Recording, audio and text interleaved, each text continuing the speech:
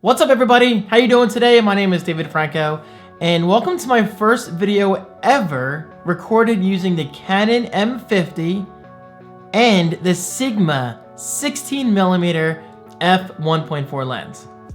How does this look? I mean, honestly guys, I think it looks incredible from what I can see in my viewfinder, especially considering I only paid $309 shipped on eBay. And I say that for a reason because brand new, I think this goes for at least a couple hundred more. So I definitely got myself a good deal. However, not only that, I also bought the Canon M50 used on eBay. Now, I did not go for the Mark II, and I'll talk about why in a moment, but I did get this camera on eBay shipped for $339.20. So I essentially paid pretty much the same amount between the camera and the lens, and that should actually give you a decent idea. The lens is what drives most of what you're going to see on a camera, and by that I mean I spent over $300 on a lens and almost the same amounts on the Canon M50 itself. Also, I have the kit lens. This is the Canon 15 to 45mm lens. This is by no means an incredible lens, obviously, as with most kit lenses, but I gotta say I'm pleasantly surprised with this lens and its performance, and I'll be talking about that in just a moment. But first, I want to talk about why I bought the Canon M50 used, why I did not go for the Canon M50 Mark II, and my overall plans with this camera. Okay, so first of all, why did I buy this camera?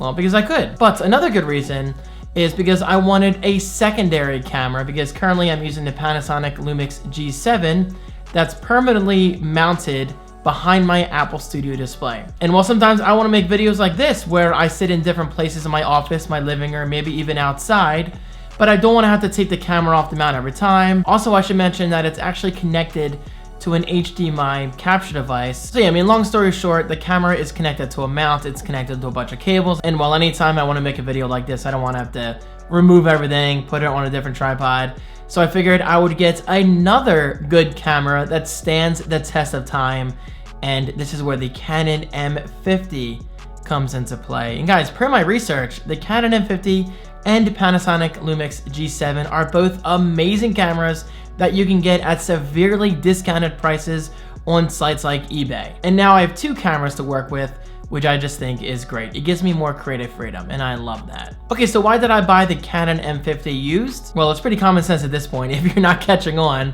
I saved a lot of money. Again, I got this camera for just over $300, and I believe new or refurbished on Amazon, you can get it for like $500 or $600. So I essentially got it for roughly half off the retail price.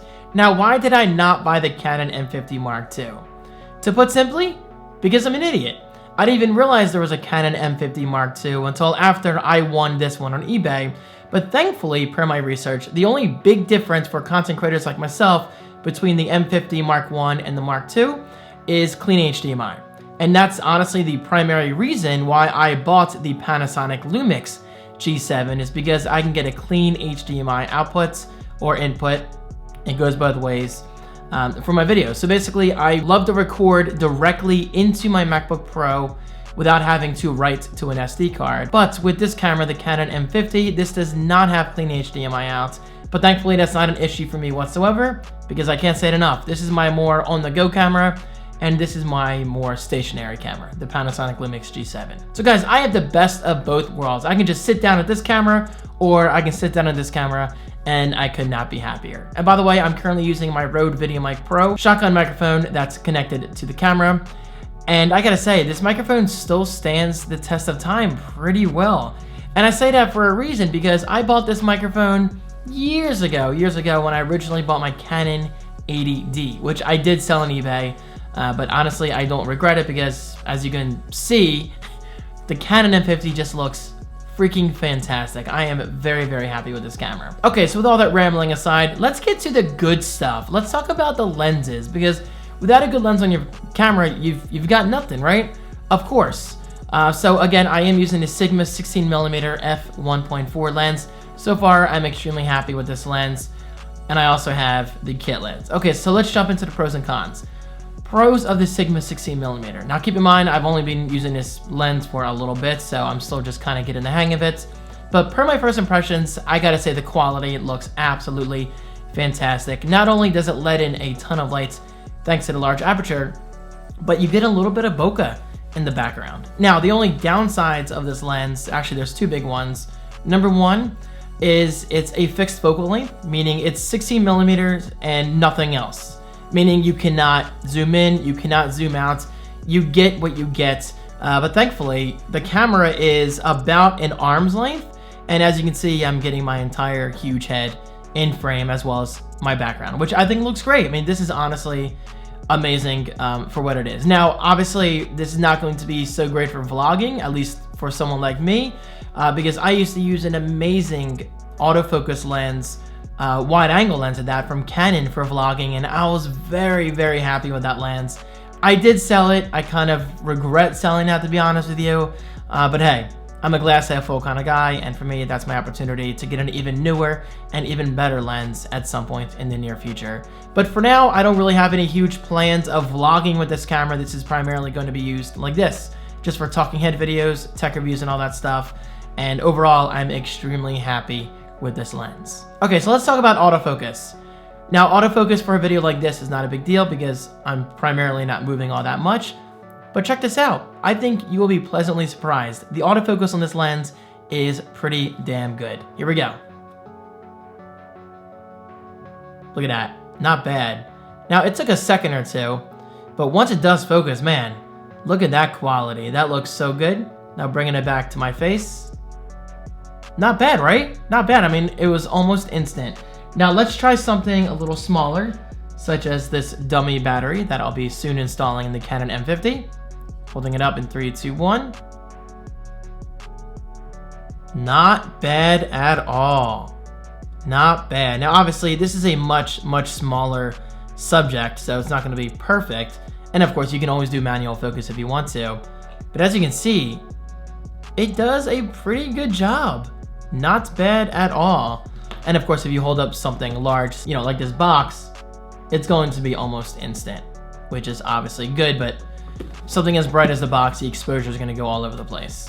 So autofocus is a big plus. The second biggest con that I completely forgot to talk about is the fact that this lens is heavy. It is significantly heavier than something like the Canon kit lens that comes with the Canon M50. However, that's not a bad thing, as I can't say it enough. This is not a lens I recommend holding for long periods of time, but something like the Canon kit lens, it's actually quite a bit lighter, and it's not that bad with autofocusing. So with that said, we're now going to switch to the kit lens to see how this compares to something like the Sigma 16mm. Okay, so now we are using the kit lens, which I think is what, 15 to 45 millimeter.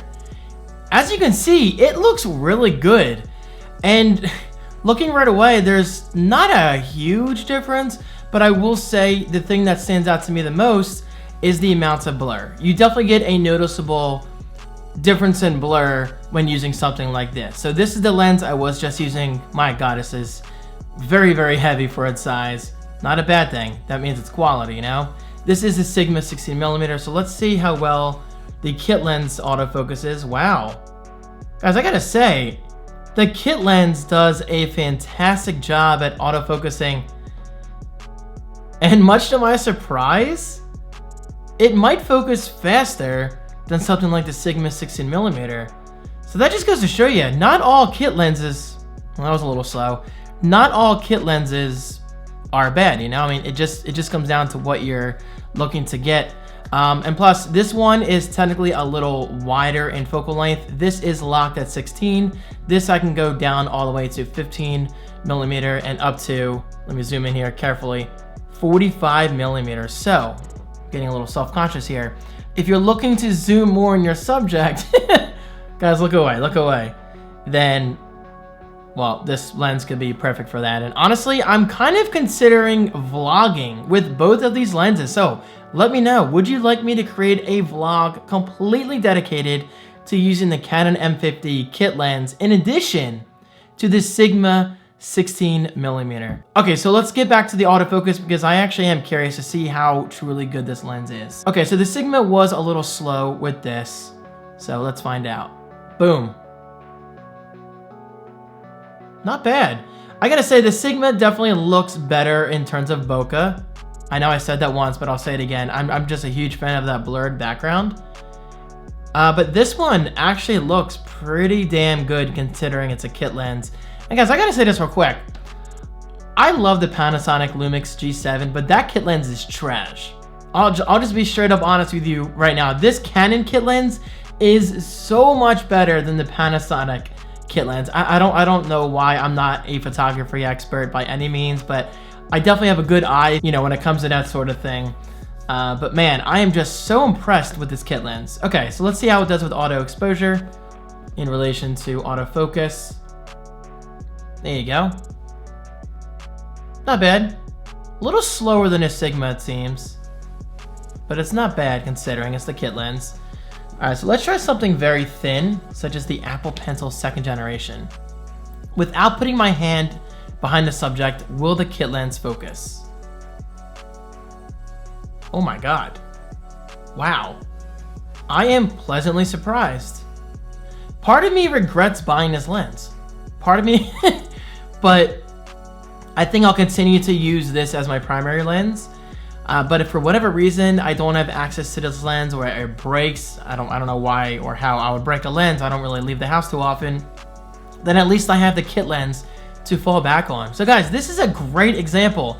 Do not put down a kit lens just because it's a kit lens. Don't listen to the naysayers, because this kit lens is actually kind of blowing my mind, you know, especially considering it comes with the camera. But with that said, if you are looking to save money, then perhaps you should buy the Canon M50 body only, and then treat yourself to a better quality lens, such as the Sigma 16mm. There you go. This is a great video for everyone involved, especially me, because I was not expecting the kit lens to perform that quickly when compared to this, especially considering I spent about $300 on this lens, and in a way the kit lens is kind of free or just really cheap. Anyway guys, thank you so much for watching. What are your thoughts on the Canon M50? I gotta say, I do not regret one bit not buying the Canon M50 Mark II. I simply don't need clean HDMI because again, I have that on the Panasonic Lumix G7. But so far, I gotta say, first impressions of this camera are extremely positive, especially because of this little kit lens. It's impressive. Also, please let me know, would you like to see a vlog, maybe even like a 10-minute vlog, completely dedicated to only using the Canon M50? Let me know in the comment section right below. Thank you guys so much for watching. I hope you're having a great day, and I'll talk to you soon.